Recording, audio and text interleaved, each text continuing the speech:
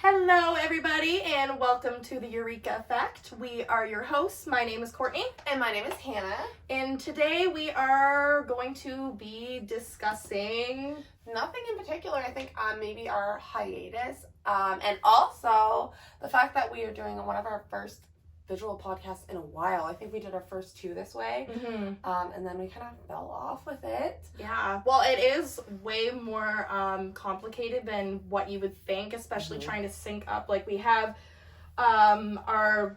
what is it called? iPad going here, and then we have a live going on my phone for TikTok, and then we're also recording it for YouTube. So we've got a bunch of different shite going on at once here. Yeah, so if we're looking all over the place, it's literally because we are dazed and confused, and yes, we are freaking out. Yeah, we kind of like threw ourselves in with the wolves this time because it's been so long since we recorded, and we're more ready than ever to kind of like buckle down and get serious about this ish because it really is a passion. Yeah, it's just kind of like when you have a bunch of other stuff going on, it's kind of difficult to focus. Yeah, for sure. We have our own personal projects going on outside of the Eureka Effect and this channel and the podcast and TikTok. Yeah. I mean, just listing off all those things is quite a bit. Without a production team, it is a two-woman show, so we're doing our best. But I think we're actually, like, we're killing it. Yeah, honestly. We're doing even low-key, high-key, we're killing it. Yeah, compared to how much we've grown since we started, I think we've come a really long way, and I'm excited even how much the podcast has grown. I think on YouTube we got like 35 subscribers. What up? I think it was like 38 the last time. Oh shit, really? So yeah, moving on up. Many hair changes later. Oh my gosh, our first big reveal. Our first video back, a little bit of it, and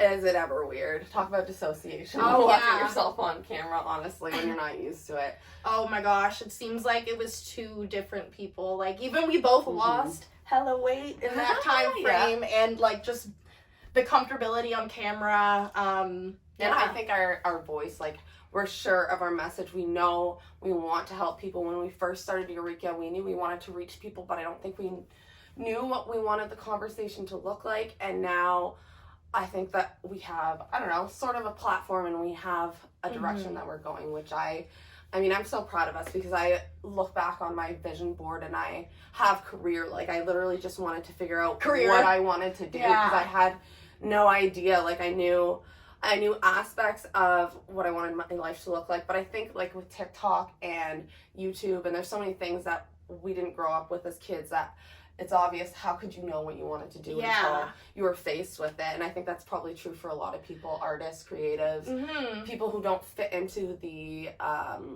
whatever they teach in community college, basically. Yeah, I feel like there's a lot of people just like us that know they want to do something either like entrepreneurial or like creative, but they just don't know how to package it. And not saying that we know exactly yet, but we have done some research and we're starting to kind of figure out like what it takes to build a platform, because I think we were just kind of like faking it and lollygagging about and trying to I don't know what the word is. But we got our feet wet before doing the research, which I think is good because we needed that practice and we needed to kind of like understand what it takes before jumping right into it. I think that we've organically built up our platform and practiced and kind of narrowed down on our message, because when we even started the podcast, it was funny. Before we started the podcast, the beginning of last year, I wrote out like my goals in my manifestation journal, and one of them was, I wish I had it on me right now, it was something like a YouTuber, and then I was trying to figure out what I would YouTube about, and I was like,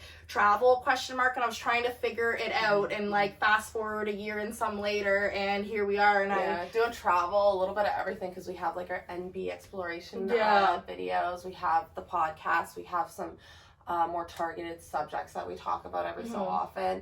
And we're actually this weekend planning on going on some sort of adventure too, and filming it for YouTube. So stay tuned for whatever that is. We haven't narrowed down a spot, but we like to root around in abandoned places. Yeah, and, anything abandoned or life-threatening, or spooky. If there's a high height or plummeting water and lots of rocks, we will be there. Yes, for sure. I guess the only thing that I would like to, since we already kind of talked about our journey, like from starting the podcast till now, I think a good thing that we can talk about today would be like how someone else can kind of hone in on their passion. Yes, okay, yes, okay, or like even building the confidence or something along those Mm-hmm. lines. Yeah, I think that, I mean, this is kind of like our year-versary, so we can kind of treat this episode like that. And I would say a year ago today, I was pretty lost. I think it was actually another month until we decided on the podcast. So we both were in a spot where we were desperately seeking our place in this world and trying to figure out how we were going to make money and stay motivated and luckily because of the pandemic. Be your own boss, really. Yeah, because of the pandemic, we had the opportunity to sort of fly by the seat of our own pants and create this. And for me, I think a big part of getting down to what I want my life to look like was reflecting back on where I spent my free time as a child and what I gravitated towards, when before I don't know, I was trying to fit in or trying to fit into the adult world, I guess you could say. That's what I'll call it. Yeah, or like your subconscious was like flooded with distractions because that is something that whenever people say that they're not creative, like I have friends that will say that they're not creative. Everybody is creative. It's just that you have lost touch with that creative side of yourself and you don't practice because there is natural talent out there, and I think that people do naturally excel in certain areas, but it doesn't mean just because you don't have it figured out or you're not perfect right from the get-go, it doesn't mean that it's not going to work out for you. Like one thing, I am absolutely terrified of public speaking. Like it's always been something that's bothered me, like talking in front of the class or et cetera, and like I knew that I wanted to do something along the lines of YouTube, and it took so long for me to even be like at the point where I'm at right now. Not saying that I'm even slightly where I want to be, but it was like pulling teeth to even like get me to sit down and record, and every time that I would like look at something back or like I don't know, I was just really extremely hard on myself. And if I could go back in time and talk to Courtney from 2020, I would tell her that it's going to happen with time and practice, and just like anybody else, like just start somewhere and explore. Don't do something with like the end game being that's going to make me money. Like what do you enjoy to do? What did you like doing when you were a child? Like it that is a good direction point for sure. I don't know where to riff off that. I would say that this is our first take of the podcast, what you're watching now, which is a friggin' miracle, honestly, because before this I was vibrating and you know what I mean, and this is what I want to do. This is exciting to me, but there's always going to be the imposter syndrome or the nerves. Like that is always going to be a thing, whether you're walking into a 9-to-5 job and you know what I mean, you're scared to deal with your coworkers and your boss, or if you're putting yourself out there on the internet and you're scared of friggin' trolls. But I guess that's another huge thing. There's always going to be obstacles. Always. Yes, and your own unique obstacles, but the point of pursuing your passion is overcoming those goals and overcoming those struggles and reflecting back on everything that you have grown through and how much you've overcome, because it's a journey. It wouldn't be fun if you immediately were perfect at it and immediately got money. It's about that learning process in the contrast of, look how much better I've become. Over the course of time. We've been watching a lot of RuPaul's Drag Race, and it's really refreshing to watch people who are so passionate about what they do, go after what they want. Despite all of the challenges from the show or the challenges from society. From their life beforehand. Yeah, there's a lot of people out there who have survived so many crazy circumstances, things that I cannot imagine going through. So to put out a podcast, to take the first couple steps in my journey, honestly, is nothing in comparison to the pain of staying stagnant and, you know what I mean? Staying in the low vibrational state that I was. Exactly, because I think once you start to hone in on what you want, whenever you're not doing that thing, you can physically feel it. Like, I have personally felt extremely out of alignment recently. Like, 2 weekends ago, we both took the Passion to Profit webinar by Master Shriya Akashna. Shriya Akashna. Yes. And that, like, lit a flame under my ass. I was, like, totally ready to go. I felt like I had everything I needed to start. But then I had a couple things come up, like my birthday. And so I kind of was busy doing family shit, friend shit, having some drinks, you know. I kind of wasn't, I went from flying high and having this idea of where I wanted to go, and then not going there for a week, and I could physically feel it. Like, when you're out of alignment, it is depressing. Yeah, and I think you had a good routine going in the morning too, where you like had the yoga and whatever, and when you are so used to taking these couple steps to get right on the path, when you haven't taken them, it's harder to find that momentum, because I feel like once you're in the flow state, you're good until at least 5 or 6 o'clock. You know what I mean? Yeah. But to get there is not something that you can force, especially with creative projects. It's not, you can't just buckle down and do it. Yeah, you need to be in the right headspace. But that being said, one of the major keys that I learned from the webinar, like something that's really sticking out to me, is you can't run off of motivation, because you'll never get to your trajectory that way, because if you're running off momentum, especially being like a female, like we obviously our bodies are on like 28-30 day cycles, and you can't pull that motivation out of your ass when there's nothing there anyway. Yes, but the key that I learned from that is it is about consistency, and that's kind of like what we're working on now. Like, we're still very much new, even though we started the podcast about a year ago. Like, we're still kind of, we're ready to apply the consistency regardless of our moods or anything, because I think there was a lot of, like, shit going on, and, like, if you feel off, like, my biggest excuse was, like, how am I supposed to be, like,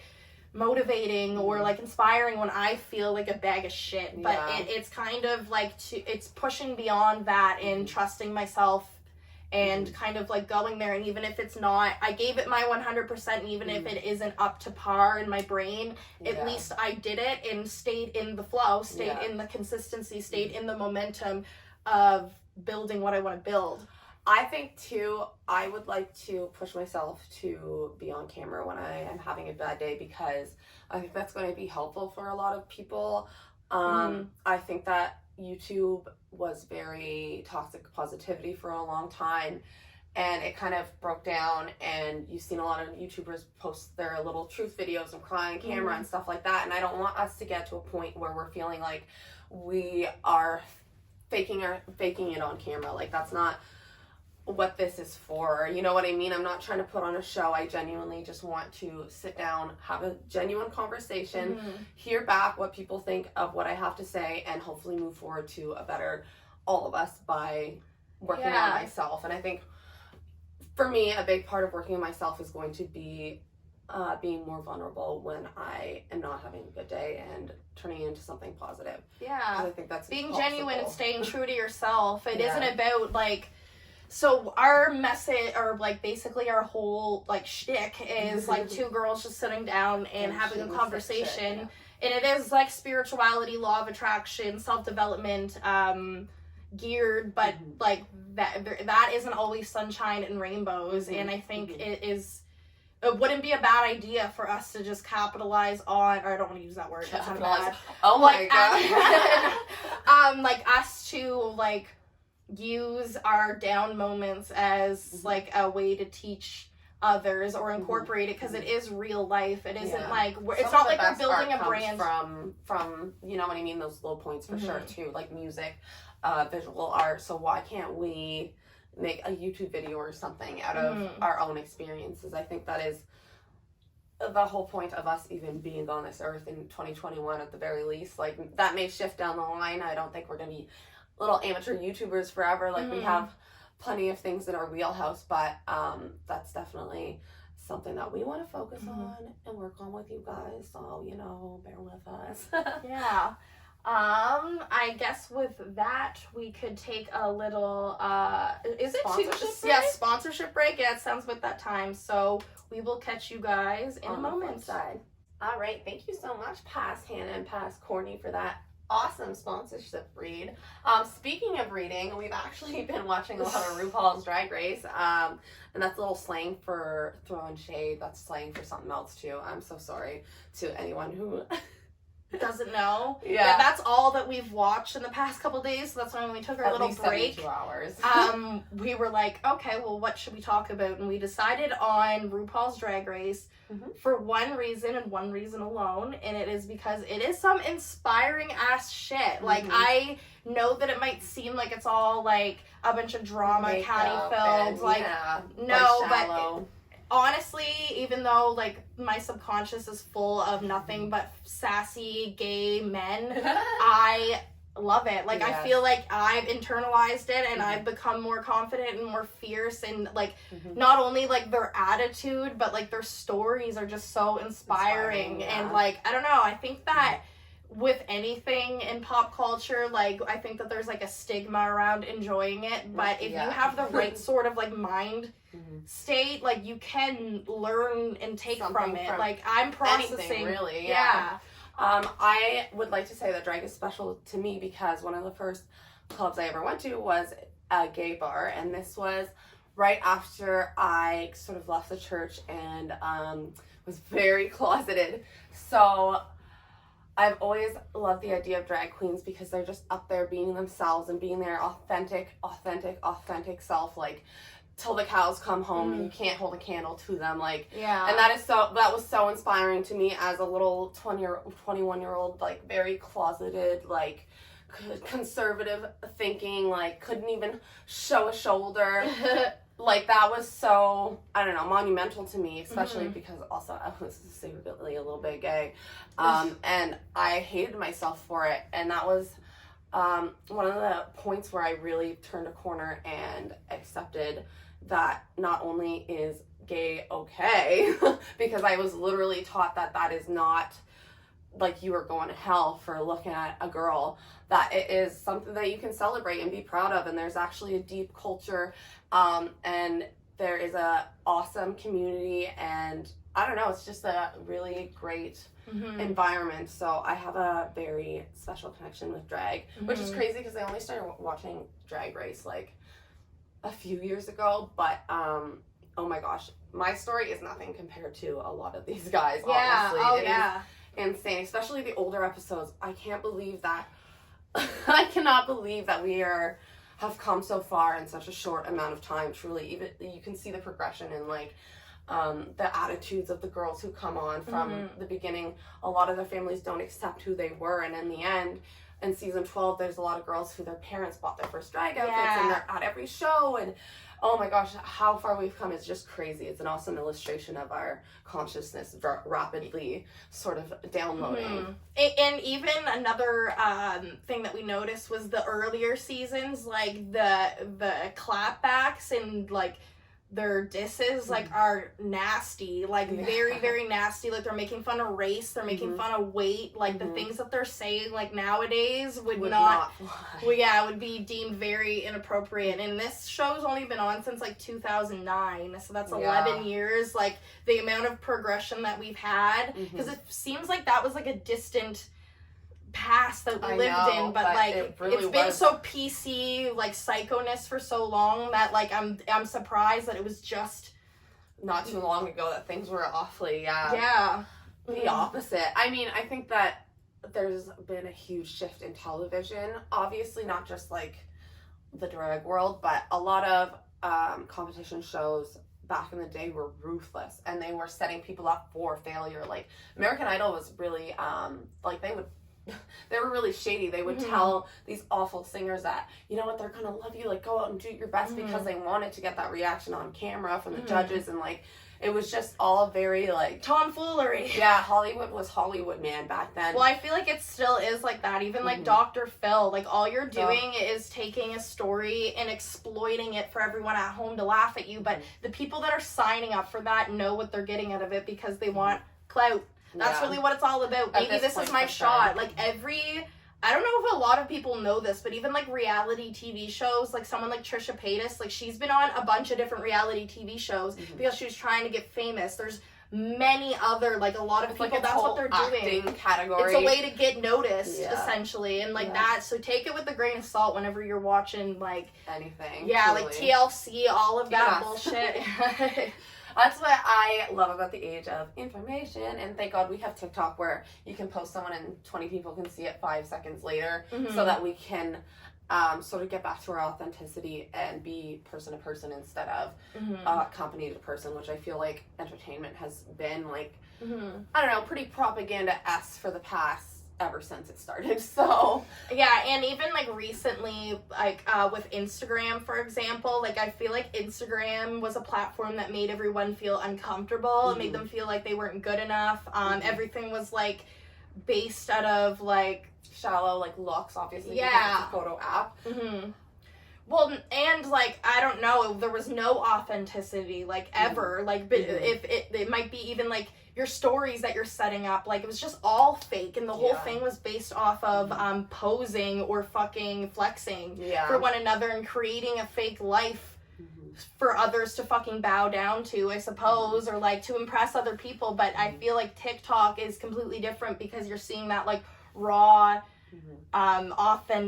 authentic side of somebody that you wouldn't normally see. But I think everybody's kind of ready to make that move over. Like, that's the way that it seems to me anyway, that everyone's kind of like, okay, we're done, we're over this era where we're all pretending to be perfect because nobody's perfect. It has been really damaging, I think, to society. I mean, that is sort of what capitalism thrives off of, unfortunately, and that's why we're at the point that we are, because as long as you're always insecure, there's always going to be something that you need to buy or that you need to pay for, or a membership that you want to subscribe to. So, I mean, that is the basis around keeping us miserable, unfortunately. But with the age of Aquarius and all the other fucking stars and planets aligning, I think now is the time where people are like, you know what?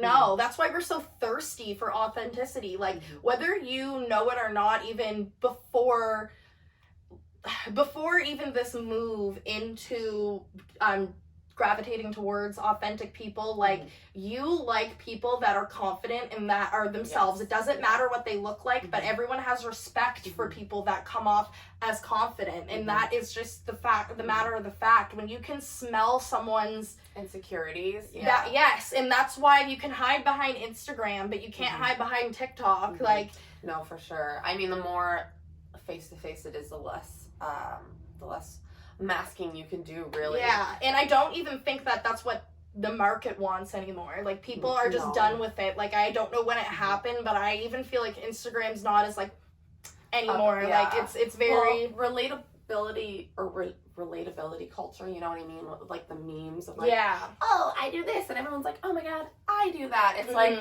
those, I feel, shifted our mindsets, or mine anyway. I was like, oh, people do think like me. Like, oh, I'm not batshit crazy, you know what I mean? So, well, that was a big era. It's like, oh my god, and then you realize that we're all the same, and then memes started getting, like, super specific too. Like, yes.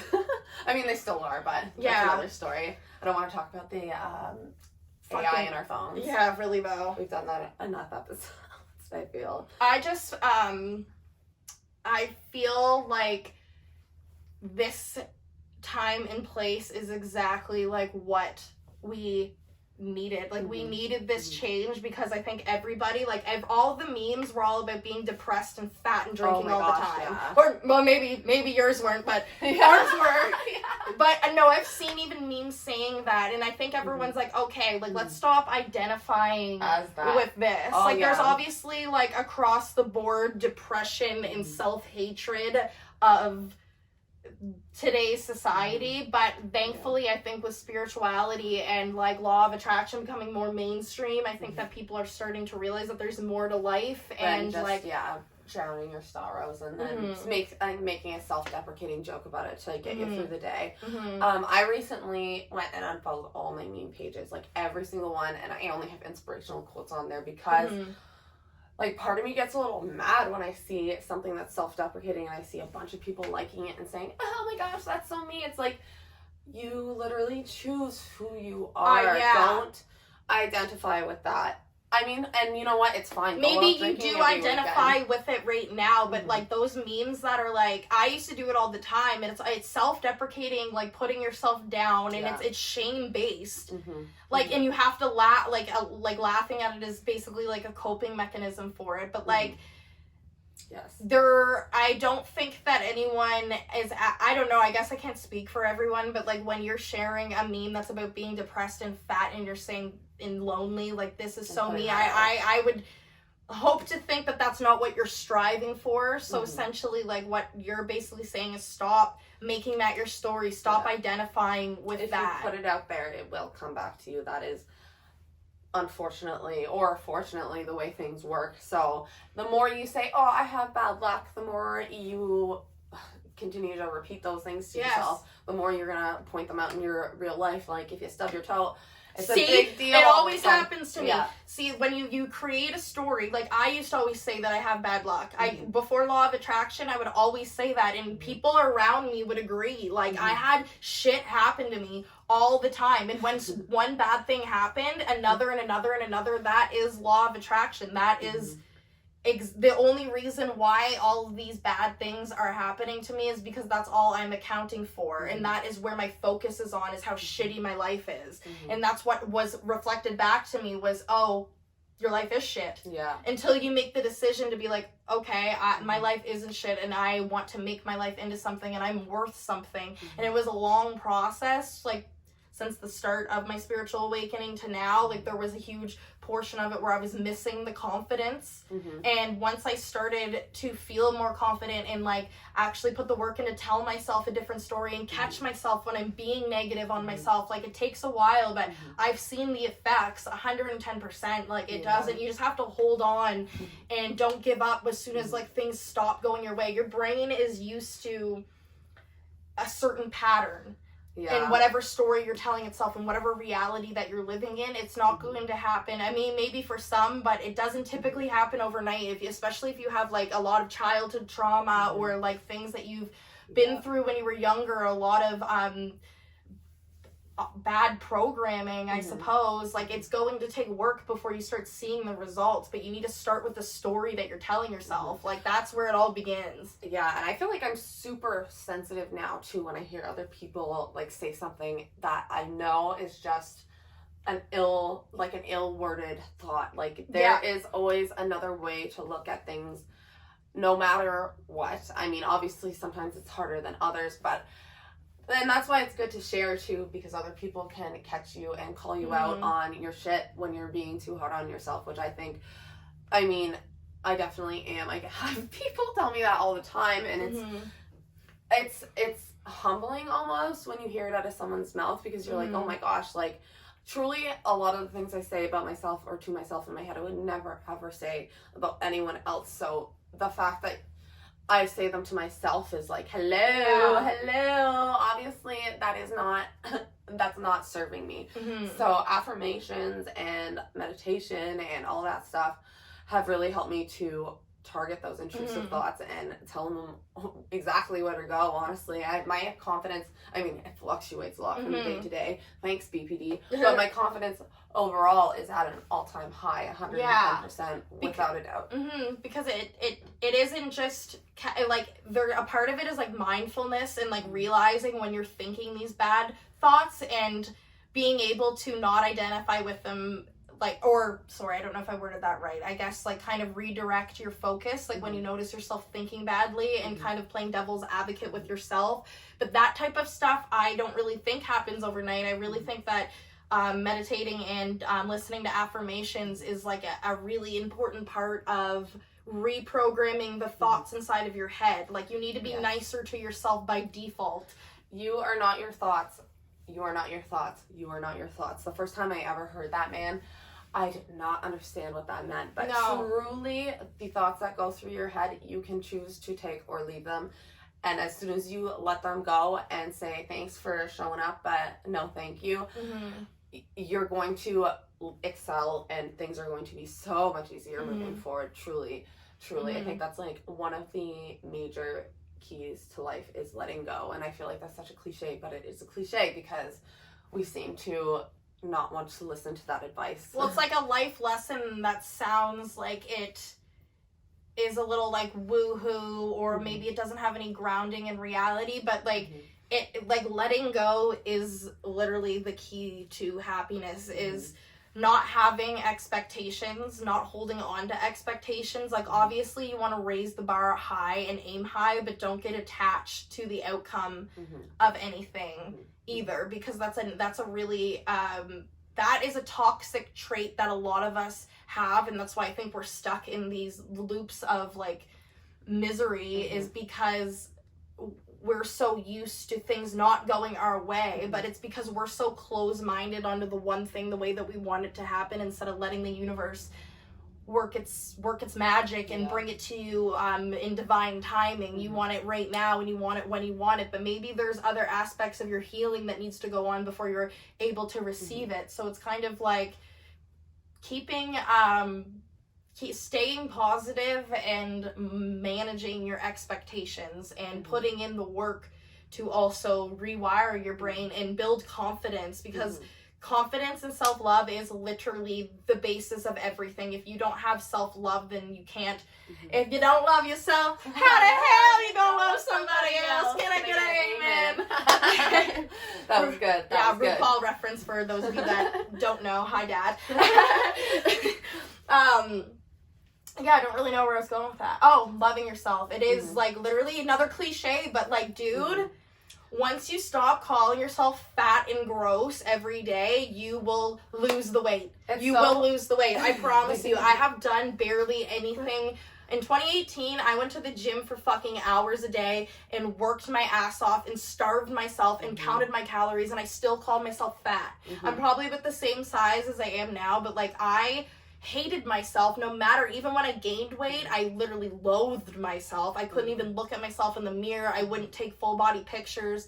I wasn't big. Like honestly, if I would look at another girl my size, I would never be like, oh, you're fat and gross, but that's what I would tell myself. Or I'd compare myself to the body that I used to have, instead of just like relaxing and enjoying my body the way that it is. Like just as like somebody, like a lover would, like like literally like cherish your body, like enjoy your curves, like find something that you like about yourself and focus on that. And I swear to God, you will, before you know it, like you will be where you want to be. I'm not saying that like a lot, like you have to obviously like work out and eat better, but those things will come naturally. Like that's basically the biggest lesson that I learned with my own weight loss journey, is I'm not going to try to force it. I'm just going to love myself in the moment, work out when I feel like it, and eat what I want. I'm not going to fucking restrict or beat myself up for what I ate, because all that is keeping you in the vibration of shame. And with that shame comes more like body dysmorphia, and obviously body dysmorphia is something that a lot of us struggle with. That's why you look in the mirror one day and you're like, oh, I'm fat, and then the next day you're like, you know what, I'm skinny. Like that kind of flipping back and forth. Like I know that you do it, and I'm sure other people have that same sort of body dysmorphia where it's not I'm always fat and disgusting. It's like, oh, I feel good today. That has to do with your mental state. That's why that's happening. It's not, maybe your body is slightly fluctuating, but it all has to do with your attitude and how you're talking to yourself, and like the stories that you're telling yourself. Like if you're gonna tell yourself all day long, I'm fat and I'm gross, I'm fat and I'm gross, that's what you're going to see when you look in the mirror. That's just inevitable. Taking it back to RuPaul's Drag Race. The first time I watched it, that line, I would like say it when he said it because it was catchy. But I think it's so cool that he does say it at the end of every episode, because it does get into your subconscious. And I, watching it back this time around, was like, damn, that's pretty bang up. That's a pretty solid note to end I feel anything on. When I was in school, I remember the principal sat us all down and she talked about respect, and we defined it as treating others the way you would like to be treated. And I think somewhere along the line, a lot of us forget to treat ourselves the way we would like to be treated. And that is so, so important. You will never be happy. You will never be happy until you learn how to respect yourself. That is, I'll argue with you. I'll argue with you all day about that.